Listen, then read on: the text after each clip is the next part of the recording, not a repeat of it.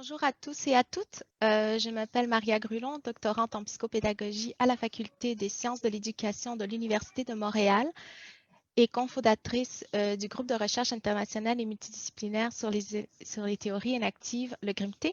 J'ai le plaisir d'être le maître de cérémonie en cette journée d'ouverture du colloque L'inaction en perspective et en prospective. Je souhaite la bienvenue à ceux et celles qui nous accompagnent par Zoom, mais également à ceux et celles qui nous suivent par YouTube. Je souligne la présence de Madame la vice-rectrice aux partenariats communautaires et internationaux de l'Université de Montréal. Je vous remercie pour votre présence en cette première journée de colloque. Avant de débuter officiellement le colloque, quelques petits détails techniques afin de ne rien perdre des présentations. Les conférences sont traduites simultanément en anglais, en espagnol, en français et en portugais. Vous devez donc sélectionner le canal de transmission qui correspond à la langue de votre choix en cliquant sur l'icône à cet effet au bas de la fenêtre Zoom. Nous vous invitons à poser vos questions à l'oral en levant la main virtuellement ou en écrivant la question dans l'espace de questions-réponses en bas de la fenêtre Zoom. Les questions à l'oral peuvent être posées dans l'une des 4 langues du programme, soit l'anglais, le français, le portugais ou l'espagnol, mais nous vous demandons d'utiliser l'anglais ou le français si possible à l'oral afin de faciliter les échanges. Notez que nous rapporterons les questions posées sur YouTube également. Donc, pour les participants sur YouTube, vous êtes les bienvenus à poser vos questions à distance. Sans plus tarder, je cède la parole à Madame Pascale Lefrançois, doyenne de la Faculté des sciences de l'éducation à l'Université de Montréal, qui ouvrira officiellement le colloque L'inaction en perspective et en prospective ce matin. Madame Lefrançois, je vous cède la parole. Merci. Merci, Maria. Chers participants au colloque, bonjour. Good morning, good night, buenos dias, bom dia.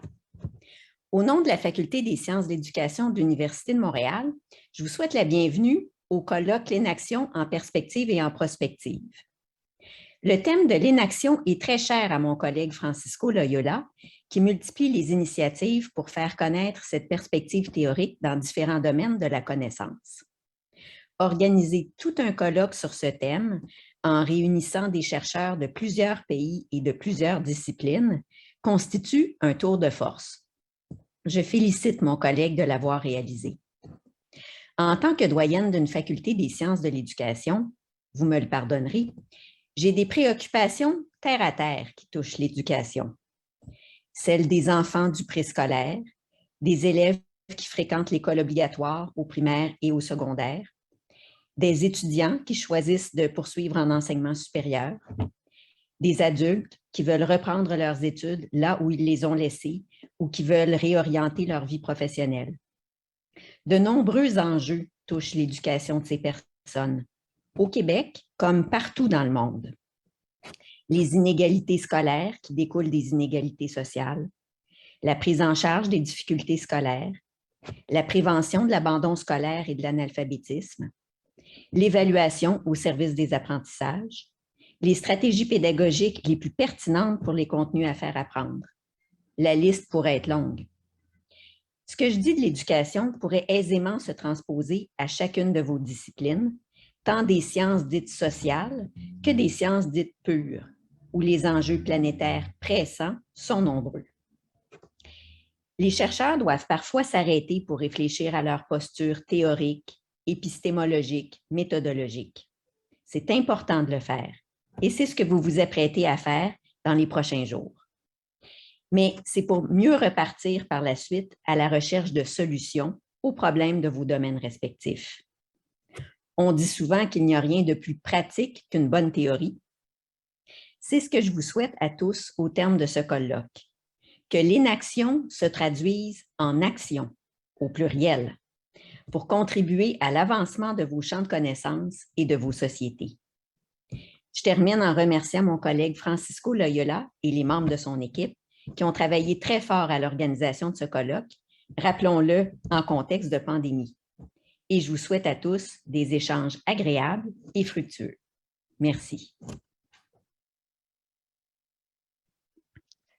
Je vous remercie, Madame Lefrançois, de nous honorer d'abord de votre présence et d'avoir accepté d'offrir le discours d'ouverture du colloque. Je cède maintenant la parole à Francisco Loyola, professeur titulaire en psychopédagogie à la Faculté des sciences de l'éducation de l'Université de Montréal et cofondateur du CRIMT, pour le mot de bienvenue au nom du comité organisateur. Francisco. Alors, bonjour à toutes et bonjour à tous. Au nom du comité organisateur de ce colloque et avant tout, comme vous toutes et vous tous, en tant qu'aficionado de travaux de Francisco Varela, je suis heureux et même très heureux de pouvoir enfin vous souhaiter également la bienvenue au cœur de notre Université de Montréal, dématérialisée pour l'occasion, à notre premier colloque international organisé sur les signes de l'inaction en perspective et en prospective. Nous vous remercions tous de prendre le temps de participer à cet événement qui a la simple, je dirais même, unique ambition de créer ici avec vous un espace d'échange transcontinentaux autour de la théorie de l'inaction. En effet, nous formons un ensemble de partenaires issus du Brésil, Chili, France, Suisse, Portugal, Québec, Canada. Et nous avons parmi nous Julia Saint-Martin, maître de conférence à l'Université de Aysén au Chili, qui présentement dirige l'école de prégrado. Luc Ria, professeur des universités et directeur de l'Institut français de l'éducation. Également, nous comptons avec Germain Poisa, professeur à l'Université de Genève, dans le domaine de la formation des adultes et l'analyse du travail. Actuellement, il dirige les CRAFT, conception, recherche, activité, formation et puis travail. Nous avons également avec nous, comme partenaire, Eduardo Passos, professeur titulaire à l'Institut de psychologie de l'Université fédérale Fluminense, Rio de Janeiro, Brésil. Eduardo coordonne les groupes de recherche inactifs, connaissances et soins. Nous comptons également avec Laetitia Renaud, actuellement chercheure postdoctorale au Centre d'études sociales de l'Université de Coimbra, à Portugal, au Centre d'études sur les sciences humaines de la migration et la paix. Et pour notre université, Maria Grulon, que vous connaissez très bien, doctorante en psychopédagogie, coordonnatrice de ce projet, Tami Sylvia Nakano, doctorante aussi à notre université, et moi-même, professeur à l'université. Notre comité organisateur est donc, à l'image de nos partenaires, l'expression d'un effort quotidien d'échange entre étudiantes et étudiants, chercheurs et chercheuses, professeurs et professeurs, praticiens et praticiens. C'est donc grâce à des dialogues permanents en sciences dures, sciences humaines, entre art et sciences, entre sciences et conscience, que ces colloques se transcendent à un lieu et un moment pour réfléchir à l'interdisciplinarité et à leur mise en pratique. Voilà le centre. Le comité organisateur du colloque, en suivant les principes du comité scientifique, a donc considéré comme étant essentiel pendant cette période de pandémie que nous traversons toutes et tous et qui affecte nos quotidiens, de s'y proposer comme un vecteur de diffusion horizontale de connaissances à l'international grâce à des services d'interprétariat. Là, je parle d'espagnol, anglais, français, portugais. Merci donc aux interprètes qui seront derrière nous pour ce rôle d'agent linguistique très important. Ainsi, je dirais, téléprésence, avec l'appui incontournable du groupe couverture de l'événement de notre université, nos conférenciers et conférencières, ici de 10 pays, ont été invités à situer leurs propos dans les temps en soulignant des problématiques plutôt que de thématiques, tout en proposant que leur traitement est clair, si possible, autant leur genèse que le développement. C'est donc pour ces raisons, et bien d'autres encore, que notre colloque l'inaction en perspective et en prospective s'adresse à une large communauté, répondant ainsi bien à la curiosité de nos amis chercheurs que de celle de nos passionnés et passionnantes étudiants et étudiantes, sans oublier bien sûr nos amis praticiens, sans qui, bien entendu, la boucle ne saurait se refermer. Alors, pour terminer, j'aimerais remercier l'appui fondamental du Conseil de recherche en sciences humaines du Canada, de la Faculté de sciences et d'éducation, du vice-rectorat aux partenariats communautaires et internationaux de notre université et également du vice-rectorat à la recherche, à la découverte, à la création, à l'innovation de notre université. Je vous souhaite des échanges agréables, fructueux. Donc, excellent colloque à tout le monde. Bienvenue. Merci beaucoup, Francisco.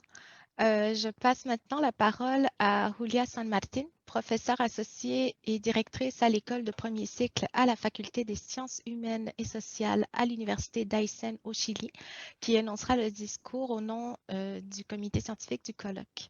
Madame San Martin, la parole est à vous. Merci beaucoup, Maria. Premièrement, je voudrais vous donner la bienvenue à ce colloque au nom du comité scientifique constitué par des chercheuses et des chercheurs des différents pays qui rendent leurs réflexions scientifiques inspirées par l'idée de la connaissance comme une action. Proposée par Francisco Varela, cette notion rend compte d'une vision vécue et incarnée de la cognition, qui constitue une voie intermédiaire entre la logique représentationnelle et la perspective constructiviste radicale. Varela a décrit les principales idées autour de l'inaction comme suit. Le monde n'est pas quelque chose qui nous a été donné, c'est quelque chose qui émerge à partir de notre façon de bouger, de toucher, de respirer, de manger.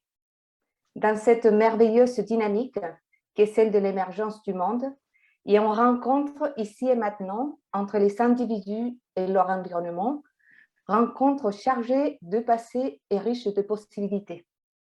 Les paroles d'Antonio Machado expriment magistralement cette idée. Voyageur, le chemin, c'est les traces de tes pas. C'est tout, voyageur. Il n'y a pas de chemin. Le chemin, c'est fait en marchant. Le chemin, c'est fait en marchant. Et quand tu regardes en arrière, tu vois des sentiers que jamais tu ne dois à nouveau fouler. Penser que les chemins se fait en marchant ou dans des termes inactifs, penser le monde comme un émergement vécu, situé, incarné, cultivé, implique des défis ontologiques, épistémologiques et méthodologiques. Ce colloque permettra de rendre compte de la manière dont des chercheuses et des chercheurs acceptent ces défis en mobilisant l'inaction pour expliquer différents phénomènes. Ainsi, ces journées sont une invitation à penser l'inaction en perspective, c'est-à-dire à apprécier les apports et les avancées de la notion d'inaction au plan de la connaissance et de l'action, et en même temps, penser l'inaction en prospective avec l'intention d'ouvrir un espace de réflexion permettant de projeter cette hypothèse lors des travaux futurs. On vous souhaite de très belles journées. Merci beaucoup, Julia, pour cet excellent discours. Je pense qu'on est plusieurs pour qui cette citation de Machado a effectivement été très éclairante sur la pensée de Francisco Varela également.